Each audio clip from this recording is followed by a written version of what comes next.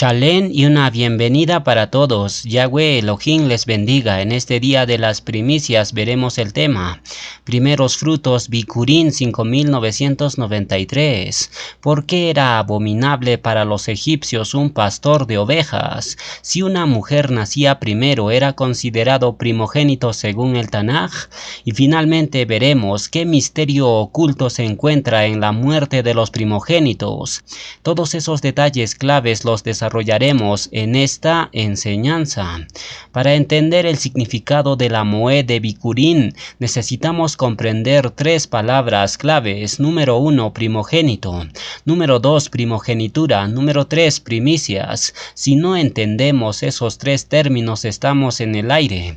Comencemos hablando de las primicias. Proverbios 3:9 nos dice: honra a Yahweh con todos tus bienes y con las primicias de todos tus frutos.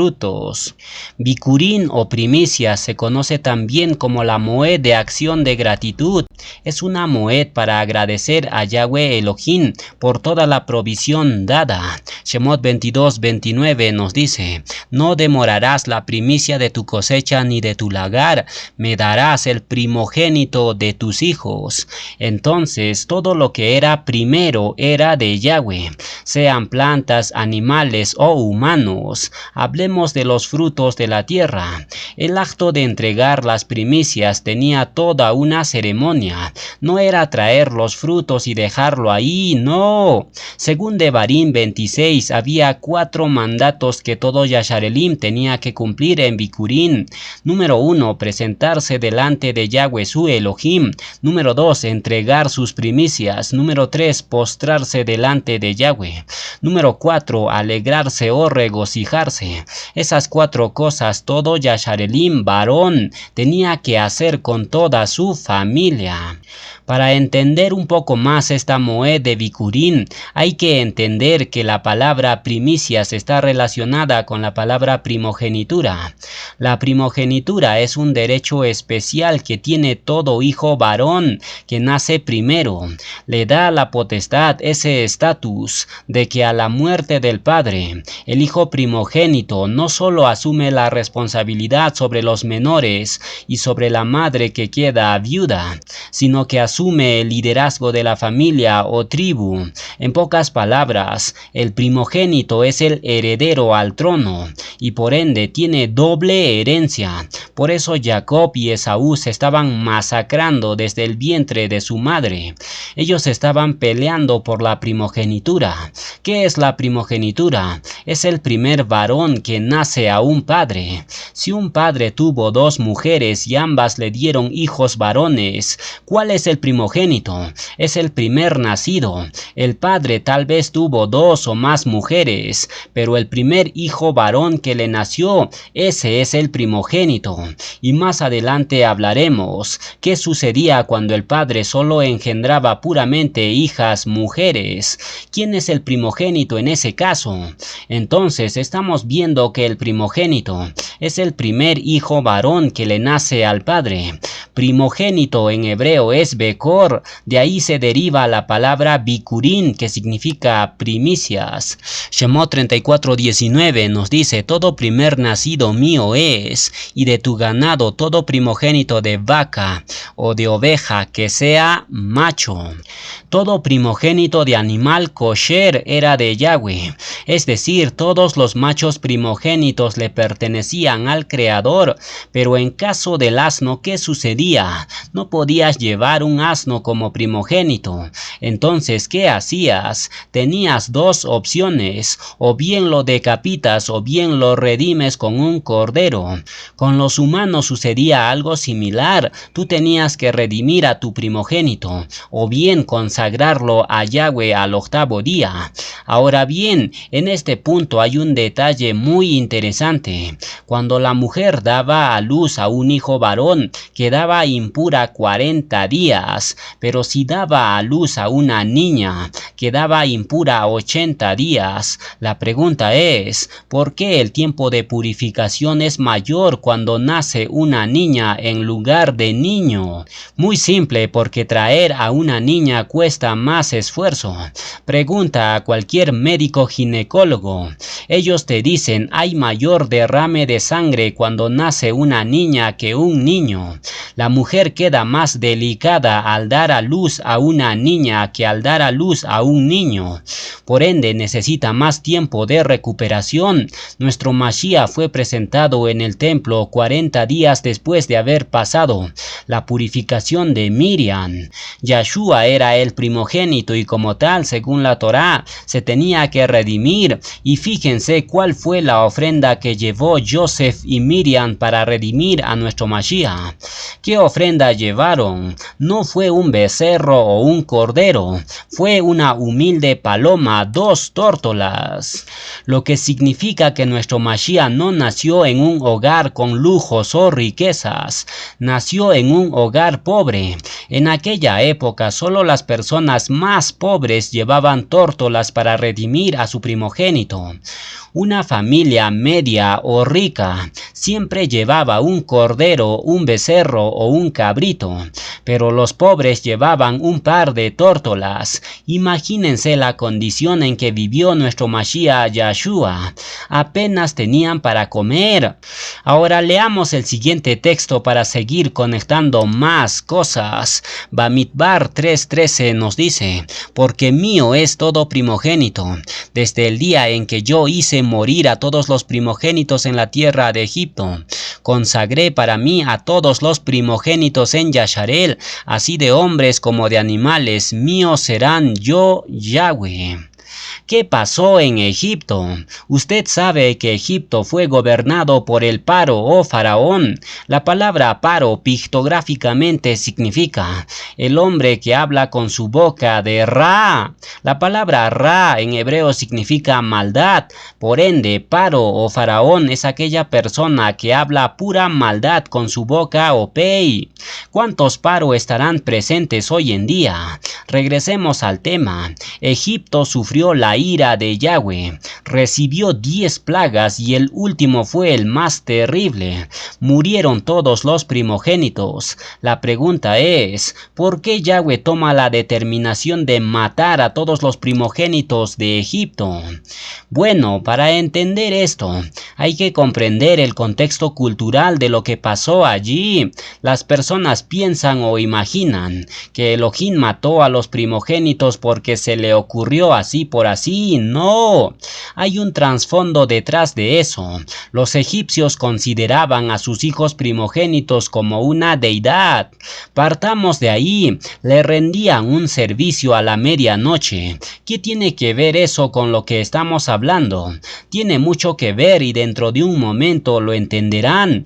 Entonces los egipcios honraban a sus primogénitos y también honraban a un animal. ¿Cuál animal? A la cabra y la oveja. Los honraban y los consideraban su deidad que aparecía en la constelación de Aries. A esta constelación los egipcios lo llamaban Nisan. Más tarde los griegos lo pusieron Aries, pero era el mismo animal, la oveja. Por eso Yahweh dijo en Shemot 12:12, ejecutaré mis juicios contra todos los dioses de Egipto.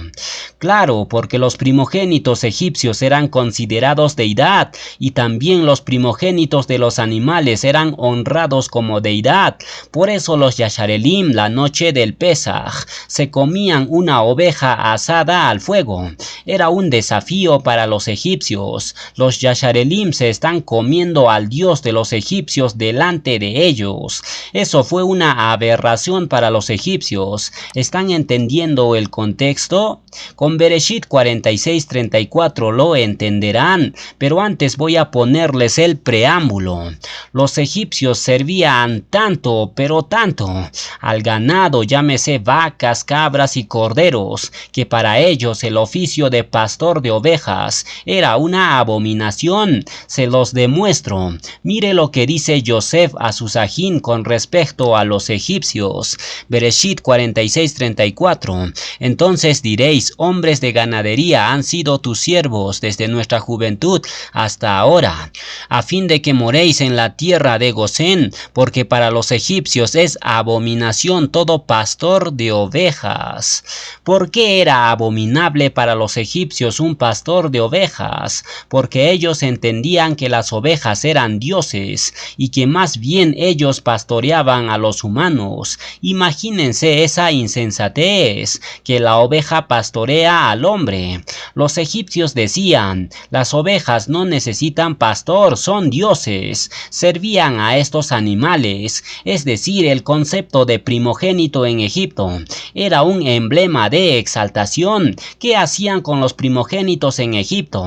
Aquí hay una historia bien interesante. ¿Se acuerdan de la mujer de Potifar? ¿Qué era Potifar? Era un egipcio. ¿Y qué hizo su esposa? Trató de seducir a Yosef. ¿Con qué fin?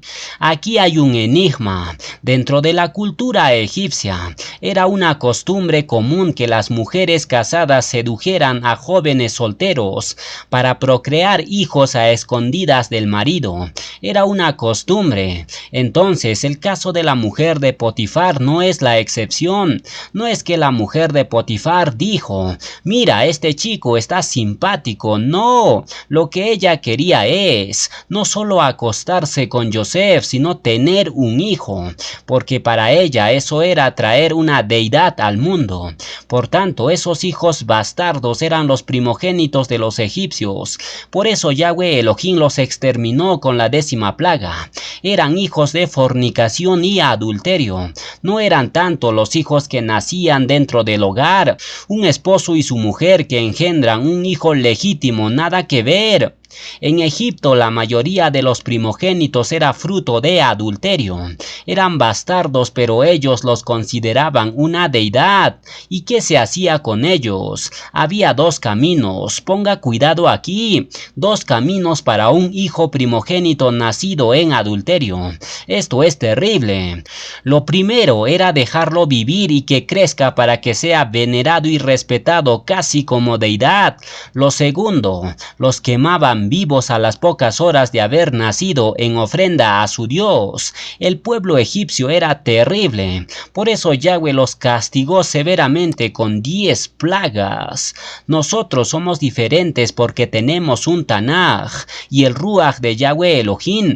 Comprendemos lo que es bueno y lo que es malo. Pero si usted indaga un poco más sobre cómo era la vida cotidiana en Egipto, se va a dar cuenta que aparte de ser un pueblo tremendamente politeísta, Egipto fue conocido por la hechicería y por la práctica de ritos abominables. Quemaban vivo a sus primogénitos. Vuelvo y lo repito una vez más. Eran hijos nacidos cuando la esposa se metía con un soltero y engendraba un hijo.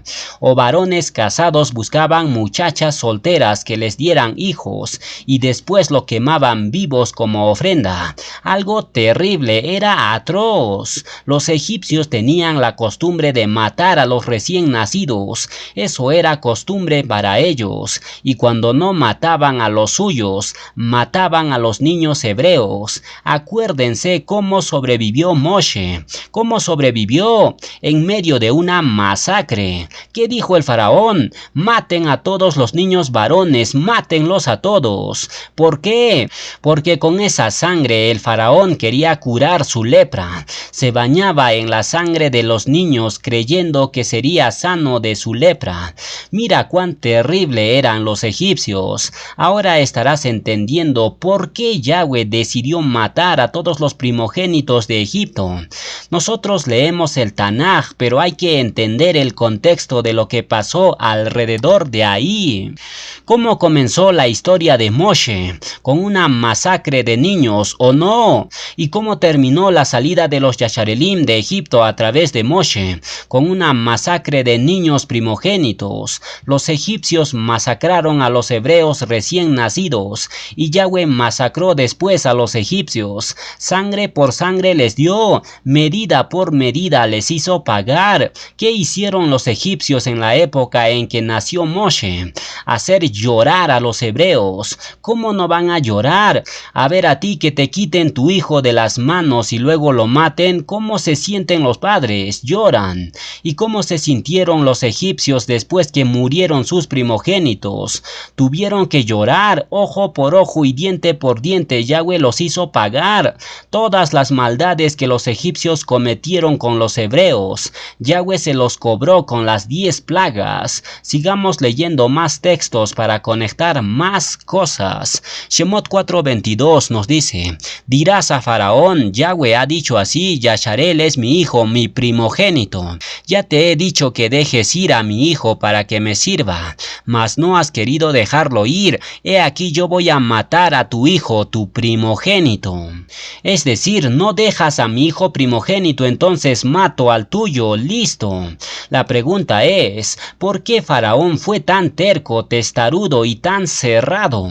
Porque Faraón era primogénito, hijo de adulterio. Su madre lo tuvo con un soltero y esos hijos, ya explicamos, que eran considerados dioses para los egipcios. Ahora me van a entender mucho mejor. Faraón se consideraba una divinidad. Por eso cuando Moshe le dijo, Yahweh, el Elohim nuestro te dice, y Faraón responde, ¿cuál Elohim? ¿De qué Elohim me hablas si yo soy Elohim? Entonces Faraón se ensoberbeció porque se consideraba un ser supremo. Todos lo llamaban el hijo de Osiris. Ahora leamos el siguiente texto para conectar otro dato interesante. Shemot 12:29 nos dice, y aconteció que a la medianoche Yahweh hirió a todo primogénito en la tierra de Egipto, desde el primogénito del faraón que se sentaba sobre su trono, hasta el primogénito del cautivo que estaba en la cárcel y todo primogénito de los animales. La noche del 15 del primer mes murieron los primogénitos, y con esta acción Yahweh expuso toda la iniquidad de Egipto. ¿Cómo es esto? Bueno, déjame que te explique. Supongamos que el padre de familia egipcio tenía 5 hijos, pero la noche del 15 se le mueren 3 hijos suyos. El padre de familia se quedó sorprendido. ¿Cómo se mueren 3 hijos aquí si solo tenía que morir uno por familia según la amenaza de Moshe? Es que su mujer le había escondido los otros 2 hijos. Eran nacidos por fornicación. La transgresión quedó destapado en todas las familias de Egipto. ¿Me están entendiendo? Es decir, en una familia podían morir 3 o 4 hijos. ¿Por qué? Porque la mujer tuvo esos hijos para otros hombres y le hizo creer a su marido que eran suyos. Pero después de la 10ª plaga, toda la transgresión de Egipto quedó destapado al público. Ese rato el padre de familia egipcio quería linchar a su esposa. Entonces se desató una terrible mortandad campal en todo Egipto. Y según algunos relatos dice que los egipcios escucharon muy bien cómo 9 de las 10 plagas se habían cumplido con total exactitud. Y cuando los egipcios escucharon la 10ª plaga, muerte de los primogénitos, dice que algunos hijos primogénitos de Egipto escaparon y se fueron a otro territorio. Ellos dijeron, huyamos de Egipto para que no nos alcance la plaga de la muerte. Pero ¿qué pasó? Aún así la muerte los alcanzó, no se libraron. No hubo lugar donde el primogénito humano y animal no muriera esa noche. Ahora bien, Shemot 12:29 menciona que Yahweh hirió a todos los primogénitos egipcios a la medianoche. ¿Por qué a la medianoche? Porque a esa hora los egipcios sacrificaban a los niños recién nacidos que eran primogénitos. Los quemaban vivos en honor a su deidad. Pero Yahweh se anticipa a la abominación de los egipcios. Elohim dijo, antes que los quemen para sus dioses, yo resuelvo el el problema. Increíble, Yahweh no va a permitir un acto de Abodá Zará y lo corta de un solo golpe. Entonces podemos deducir lo siguiente: el objetivo de la muerte de los primogénitos en Egipto era para hacer dos cosas. Número 1, acabar con la Abodá Zará o servicio extraño. Número 2, destapar la transgresión de adulterio que había en la sociedad egipcia. Ahora hay un significado más profundo acerca del por qué Yahweh mató a los primogénitos. Eso lo veremos por la tarde. Ahora contestemos la siguiente pregunta clave: si una mujer nacía primero, ¿era considerado primogénito de la familia según el Tanaj? Bueno, primero vamos a poner todo esto en contexto. En la cultura hebrea, el término primogénito se refiere específicamente al primer hijo varón que nacía de una mujer. Esto se debía a que en esa época se consideraba que los hijos varones eran los herederos legítimos de la familia y tenían ciertos derechos y responsabilidades especiales, por ejemplo, recibir la doble porción de herencia. No obstante, en el Tanaj hay algunos ejemplos en los que se hace referencia a mujeres que reciben herencia. Por ejemplo, en el libro de Bamidbar 27:1 se describe a las hijas de un hombre llamado Zelofejad. Él solo tuvo 5 hijas y ningún hijo varón. ¿A quién pasaría la herencia de su padre y la primogenitura en ese caso? A la hija mayor. Si el padre muere sin hijos varones, entonces su herencia es repartida entre sus hijas y el derecho de la primogenitura le corresponde desde luego a la mayor. Pero ¿qué sucede si nace un hijo varón al final? Desplaza a todas sus hermanas y se convierte en primogénito de la familia y heredero legítimo a la herencia de su padre. Por tanto, el primogénito siempre es el primer hijo varón nacido en la familia. Pero en caso que no haya hijos varones, solo en ese caso se puede hablar de una mujer primogénita. Pero cuidado, puede haber hermanas codiciosas que para quedarse con la herencia de su padre pueden llegar a matar a su hermano pequeño. Cuidado con eso. Siempre a veces la avaricia puede llevar a cometer asesinato. Por tanto, si tú tienes 5 hijos y el último nació varón y las 4 primeras son mujeres, ¿quién es tu primogénito? Es el quinto hijo de la familia. Nació en quinto lugar, pero es el primero de la familia y debe ser respetado y honrado como se merece. El primogénito es el jefe de la familia, no lo olviden. Entonces, lo repito una vez más, cuando se habla de primogénitos siempre se habla de hijos varones y en casos excepcionales, donde no haya hijo varón, se habla de primogénita. Tengan bien claro eso, porque si no entiendes eso, entonces fácilmente tú puedes declarar como primogénito a tu primer hija que nació teniendo hijos varones. Por ende, los hijos varones gozan de preeminencia en la familia, pero también de una responsabilidad tremenda. Si usted no tiene hijos varones, entonces se acabó tu descendencia. Ahora respondamos a otra pregunta clave. Todo primogénito es redimido, pero ¿qué pasaba si solo tenías hijas? ¿Tenías que redimirla?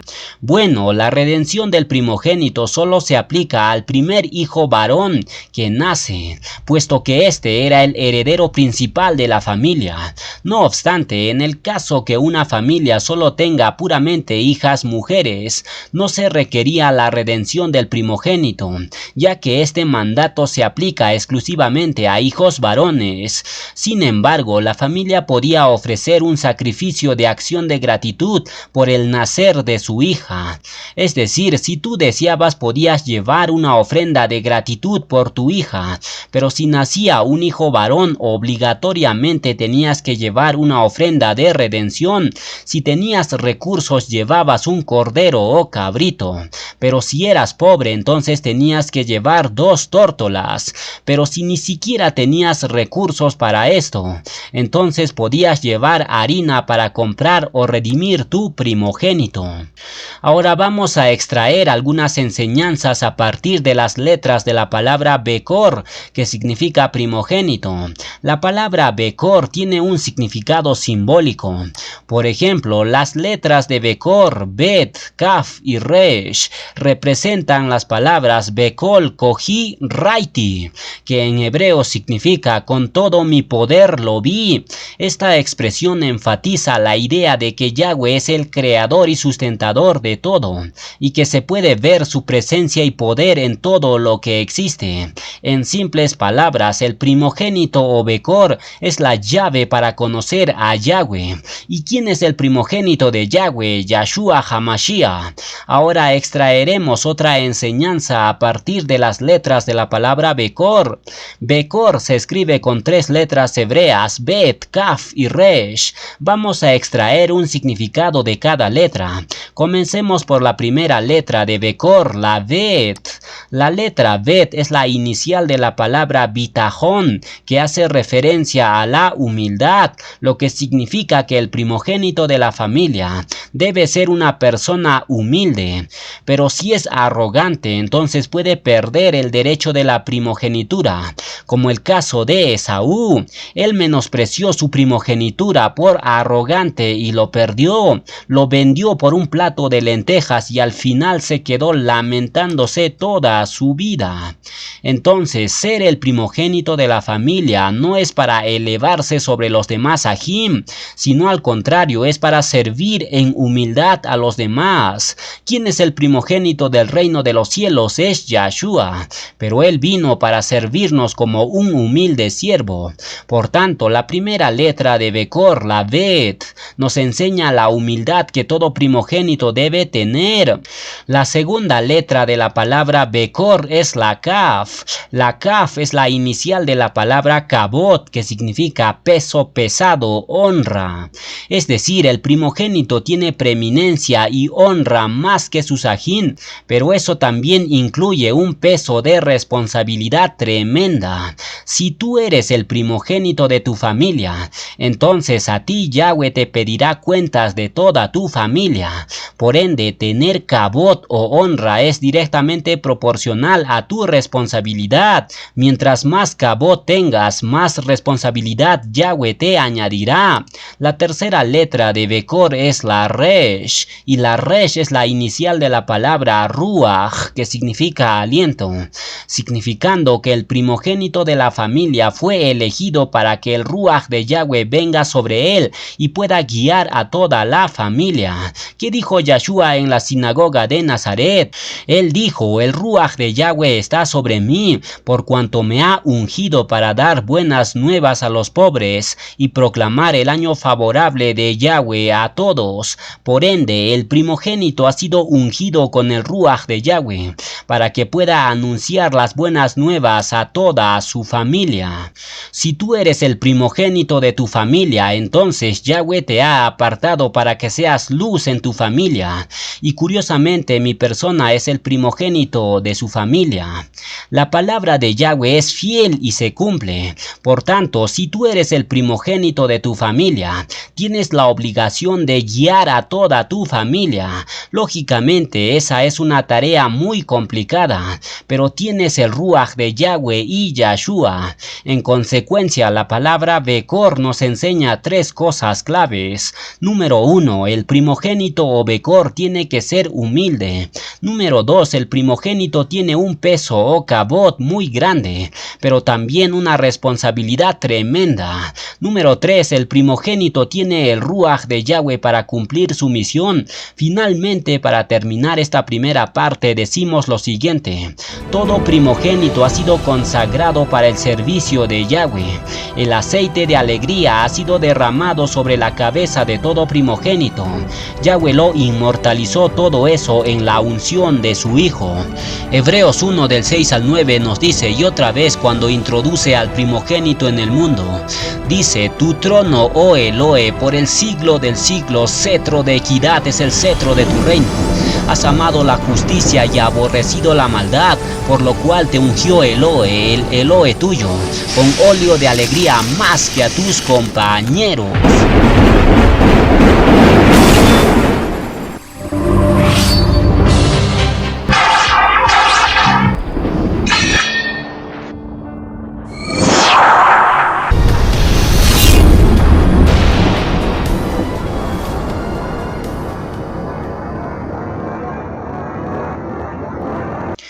Vamos a continuar la enseñanza en este día especial de Bikurim. Ahora veremos el poder de las primicias.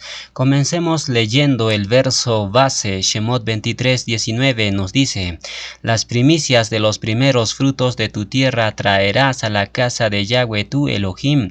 No guisarás el cabrito en la leche de su madre. Noten la frase primeros frutos. ¿Por qué Yahweh hace énfasis en los primeros? Porque Él tiene que ser el número uno en nuestra vida. Hablo de los que conocemos al Creador. Si usted no conoce a Yahweh, entonces lo más probable es que hayas puesto al Creador en el último lugar de tu vida. Pero si conoces a Elohim, entonces Él es tu prioridad. Por ende, la Moed de Bikurim nos habla en esencia de prioridades. Por ejemplo, si usted tiene un hijo y un familiar lejano, ¿a quién ayudarías primero? Obviamente a tu hijo. Por tanto, Bikurim es la Moed donde pones tu prioridad en Yahweh tu Elohim. Yehezkel 44:30 nos dice: y las primicias de todos los primeros frutos. Otra vez nos habla de qué primeros frutos. No nos habla de lo segundo o tercero, nos habla de lo primero. Leamos el texto completo. Y las primicias de todos los primeros frutos de todo, y toda ofrenda de todo lo que se presente de todas vuestras ofrendas, serán de los Cohanim. Asimismo daréis al Cohen las primicias de todas vuestras masas, para que repose la bendición en vuestras casas. Escuchen bien, dice para que repose la bendición, no dice para que la bendición te visite. ¿Qué hace el que te visita? Viene un rato y luego se va, pero no dice eso aquí. No dice para que la bendición venga de vez en cuando, no. Dice claramente para que la bendición repose. Y la palabra reposar significa quedarse permanentemente. En simples palabras, si entregas a Yahweh tus primicias, la bendición de Yahweh reposará para siempre en tu vida. Las primicias son tan esenciales en el pueblo de Elohim. ¿Por qué? Porque ellas son la raíz que nutre tu bendición. No lo digo yo, lo dice el propio Sheliach Shaulo. Romanos 11:16 nos dice: si las primicias son Kadoshim, también lo es la masa restante. Y si la raíz es Kadosh, también lo son las ramas. En otras palabras, lo que este verso está diciendo es: el fruto del árbol no es el resultado de las hojas, ni del tronco, ni de la flor, sino es el resultado de ¿qué? De la raíz. Y la raíz es nuestra primicia, porque la raíz es lo primero que brota en una semilla. Por ende, si tu primicia es Kadosh, también lo será el fruto de tu labor. Reflexionen en la siguiente metáfora. Lo que hacen las raíces de un árbol es ahondar más profundamente para tomar mejor los nutrientes del suelo, y como consecuencia el árbol crece más grande, su tronco se hace grueso. El fruto es mucho mejor, pero todo depende de las raíces, es decir, tu bendición y la mía depende de nuestras primicias. Usted toma las primicias y lo entrega a Yahweh Elohim, y ellas, en un sentido Haruahim, lo que hacen es ahondar en el corazón de Elohim por causa de tu obediencia. Dar tu primicia es como sembrar una semilla de mostaza. Al principio parece algo insignificante, pero cuando crece se convierte en un árbol frondoso. Usted no siembra una semilla y al día siguiente tienes un árbol, no. Tiene un tiempo de maduración. Lo mismo se aplica a tu primicia. Lo entregas y pasa un tiempo antes de que veas los frutos de tu labor.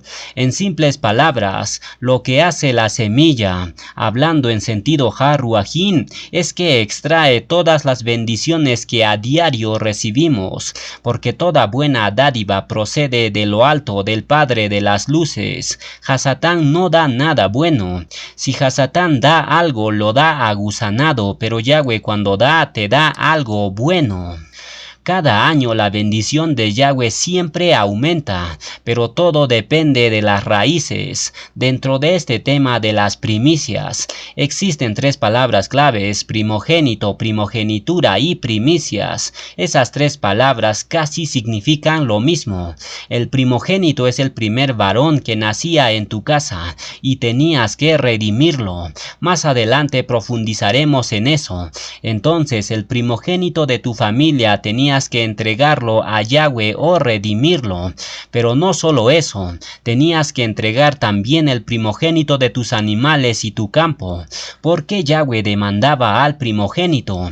Porque el primogénito era el cordón umbilical a través del cual Yahweh bendice a toda tu familia. Shemot 13:1 nos dice: Yahweh habló a Moshe diciendo: conságrame todo primogénito, cualquiera que abre matriz entre los hijos de Yasharel, así de hombres como de los animales, mío es. Todo primogénito es de Yahweh. El día que el Creador exigía algo, él iba al primogénito. ¿Se acuerdan ustedes cuando Yahweh le dijo a Shemuel: ve a casa de Isaí, porque ahí tengo preparado al rey de Yasharel? Shemuel fue. ¿Y quién salió primero cuando Shemuel le dijo a Isaí: preséntame a tus hijos? ¿A quién sacó Isaí primero? A Eliab, un hombre alto, fuerte y de buena apariencia. Era el primogénito de la familia. Isaí no sacó al segundo ni al tercero, sacó al primogénito. ¿Por qué? Porque era la cabeza de la familia en el aspecto de los hijos. Ahora bien, en la antigüedad la primogenitura era tan valiosa, tan esencial y tan trascendental que la fortaleza, la preeminencia y la grandeza reposaba sobre el primogénito de la familia. Si esto se aplicara hoy en el mundo, les aseguro que muchas familias quedarían en vergüenza. ¿Dónde está tu primogénito? Algunos responden diciendo: se fue a un desfile de modas. Un completo desastre el primogénito de algunas familias en el mundo. Volvamos al Tanaj. Ese primogénito tenía la bendición de Yahweh, y a través de ese primogénito toda la familia era bendecida. Ahora les pregunto: ¿cómo está tu hijo primogénito? Se los dejo la respuesta. Ahora leamos otro texto para conectar algo muy interesante. Bereshit 49:3 nos dice: Rubén, tú eres mi primogénito, mi fortaleza y el principio de mi vigor, principal en dignidad, principal en poder. En el hijo primogénito está la fuerza y el poder. Pero ¿qué sucedería si mataran a tu primogénito? Obviamente te quitan el poder y la fuerza de tu familia. Eso fue lo que sucedió en Egipto. Faraón no se doblegó ante Yahweh sino hasta que Elohim le quitó sus primogénitos, es decir, le quitó su fuerza. ¿Cuántas plagas hubo en Egipto? 10 plagas, y con 9 plagas Faraón no se doblegó para nada. Pero cuando Yahweh les quitó todos sus primogénitos, desde el hombre hasta la bestia, Egipto se vino al suelo y se desplomó como un edificio sin columna. Con 9 plagas Egipto no cedió ni un solo milímetro.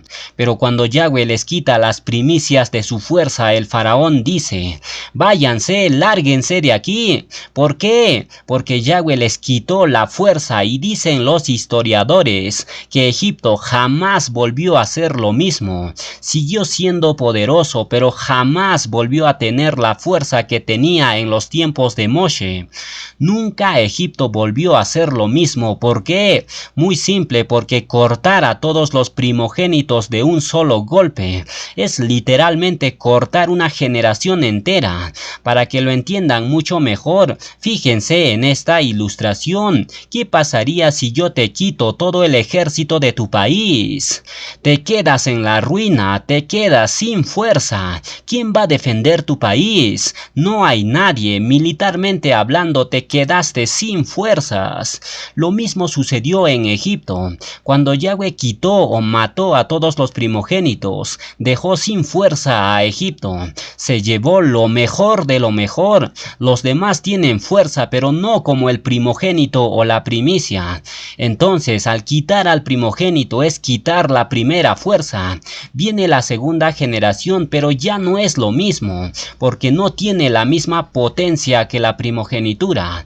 En simples palabras, tu hijo primogénito es la carta de presentación de tu familia.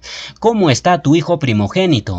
En esa condición se encuentra tu familia. Si tu primogénito es un borracho o maleante, entonces algo triste debe estar pasando en tu familia.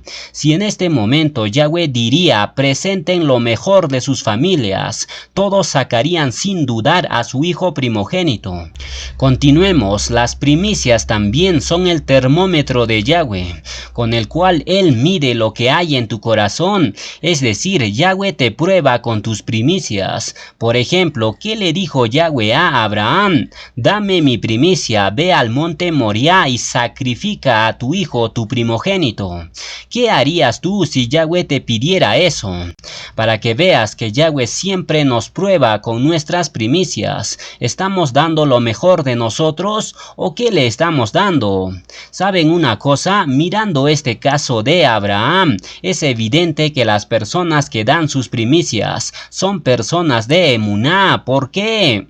Porque en tus primicias tu emuná es llevada al límite, tal y como Yahweh llevó al límite a Abraham cuando le probó con sus primicias. En pocas palabras, entregar lo primero es lo valioso, y cuando tú entregas lo valioso recibirás lo precioso.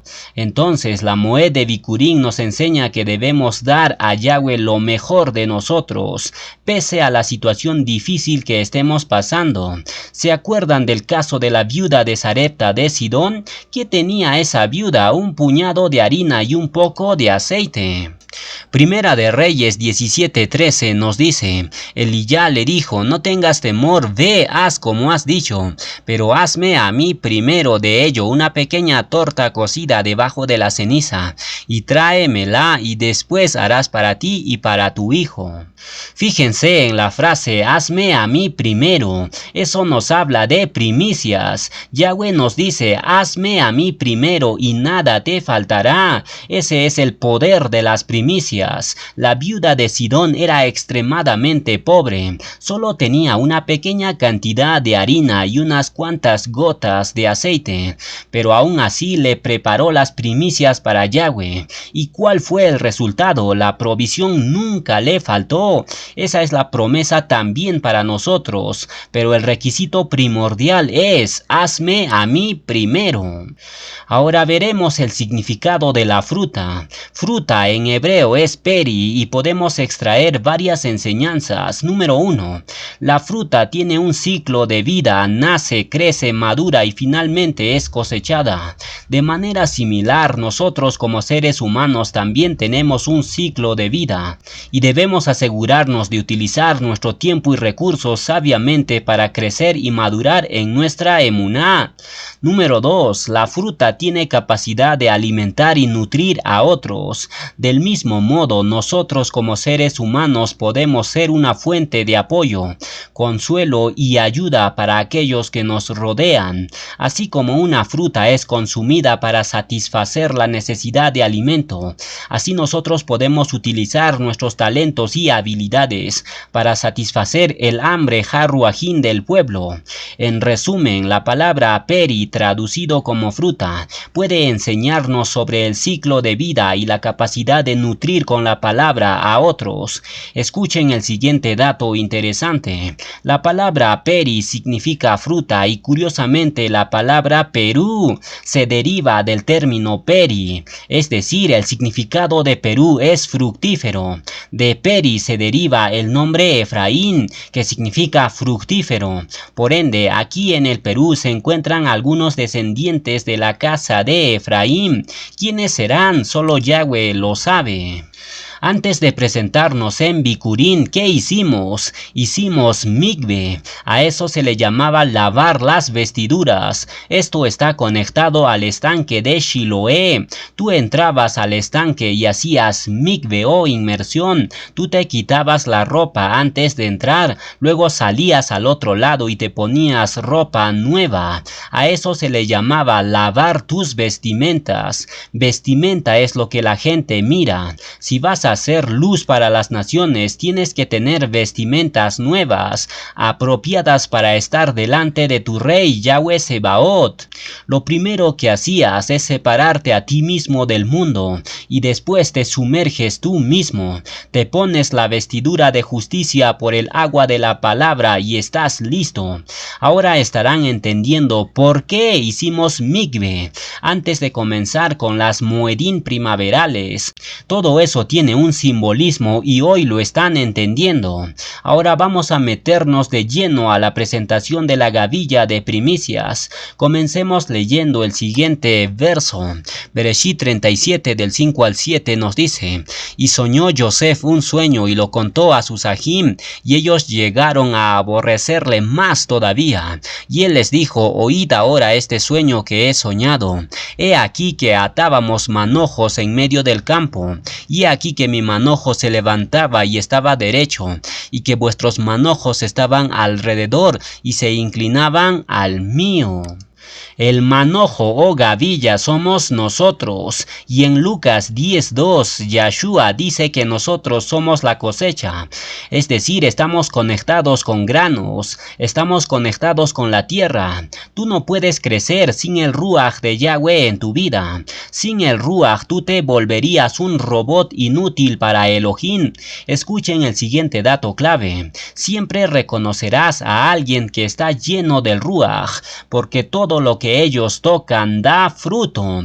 ¿Cómo tú sabes que estás lleno del Ruach HaKodesh? Algunos dicen que estar llenos del Ruach HaKodesh es guardar la Torá. No, guardar la Torá está bien, pero ser lleno del Ruach HaKodesh va más allá. ¿Cómo lo sabemos? Muy simple. Hay mucho judío ortodoxo y gente alrededor del mundo que guarda la Torá, pero no están llenos del Ruach HaKodesh. Por tanto, tú siempre reconocerás a esos que están llenos del Ruach HaKodesh, porque producen el fruto del mandato número 1 de la Torá, el Ahavá. Y cuando el Ahavá fluye desde tu corazón, dará sanidad a las naciones, y las relaciones serán restauradas. Tú serás restaurado, sanidad vendrá, tu vida cambiará. Ahora bien, nosotros representamos gavillas. Entonces en Bikurim nos estamos ofreciendo a nosotros mismos. Es una representación de arrancarnos a nosotros mismos, es decir, morimos a este mundo para convertirnos en primicias de nuevos frutos. Gavilla en hebreo es Omer, que está relacionado con Alam, que significa atar, y cuando tú no tienes paz aún en las pruebas, significa que no te has atado con el resto de la gavilla. ¿Pueden ver la conexión Har-Ruajin? Es un llamado a estar en comunidad. Deja de ser un llanero solitario. Si tú estás atado en comunidad, hay protección. Shaulo dice: átense mutuamente. Eso es llamado pacto, en hebreo brit, que significa cortar. Tú no puedes ser ofrecido a Yahweh sino hasta que seas cortado y atado en comunidad. Si tú estás fuera de comunidad y no es tu culpa, es comprensible. Pero si eliges estar fuera de comunidad, entonces ten cuidado con los lobos, te destruirán. Nadie te cuidará la espalda. Ahora hablaremos del pariente redentor o Goel para profundizar más en la enseñanza. Algunos de ustedes están familiarizados con esto. El redentor es un pariente masculino que viene al rescate de otro pariente que está en problemas. Existe 4 requisitos para ser pariente redentor. Número 1, debe ser un pariente muy cercano del que está en problemas, es decir, el pariente de sangre más próximo. Número 2, el redentor debe tener la habilidad para redimir a esa persona, es decir, tiene que tener las finanzas para poder redimir al pariente. Número 3, el redentor tiene que tener disposición para redimir, es decir, tú podrías tener finanzas para redimir, pero tal vez no puedes querer hacerlo. Número 4, el redentor no puede necesitar ser redimido. Eso sería un problema grave. Es decir, si tú necesitas ser redimido, no calificas para ser Goel. La simplicidad de todo esto es que Yahshua era el pariente más próximo de Adán.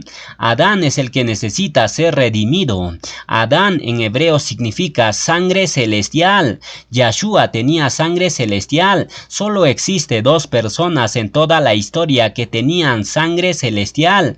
Era Adán y Yahshua. Por eso es que Shaulo lo llama primer Adán al uno y segundo Adán al otro. Por ende, Yahshua es el pariente más próximo de Adán y está pagando por el problema en que se metió Adán a causa de su mujer. Entonces Yahshua cumplía con todos los requisitos para ser el redentor de Adán. Podía redimirlos, quería redimirlos y él no necesitaba ser redimido. Ahora leamos los siguientes dos textos para conectar todo esto con las gavillas. Job 19:25 nos dice: yo sé que mi redentor Goel vive y al fin se levantará sobre el polvo. El otro texto nos dice: y ahora, aunque es cierto que yo soy pariente cercano, Goel, con todo eso hay pariente más cercano que yo. Fíjense que la palabra pariente cercano y redentor se escriben exactamente igual en hebreo. Es decir, pariente cercano y redentor están unidos entre sí como una gavilla. Por ende, cuando nosotros nos presentamos delante de Yahweh en Bikurim como gavillas, literalmente nos estamos uniendo a nuestro redentor Yahshua. Él nos ata como manojos y nos presenta delante de su Padre. El redentor es un pariente próximo de sangre. Pero ¿sabía usted que Yahweh no está interesado en linaje de sangre? ¿Cómo sabemos eso? ¿Cuántas veces Yahweh eligió al segundo nacido y no al primero? Él no estaba interesado en lo que usted piensa que merece. Hasta Yahshua hizo una de las cosas más groseras según la perspectiva del mundo. Su madre tocó la puerta, ¿recuerdas? Los discípulos dijeron: Maestro, tu madre y tu sajín están afuera. Pero Yahshua respondió: ¿de qué madre y ajín me hablas? Si aquí están mi madre y mi sajín. Significando que lo harruajín es primero, luego lo físico. ¿Tú quieres que alguien dé su vida por ti? Probablemente va a ser aquella persona al cual tú estás atado. Átate, entra en pacto o alianza. Descubre el significado de eso. Es la mejor protección que existe. Cualquiera que ha entrado en pacto ahora mismo en la asamblea ha visto más que vida. No es coincidencia que aquellos que se han mantenido firmes son aquellos que se han atado en pacto.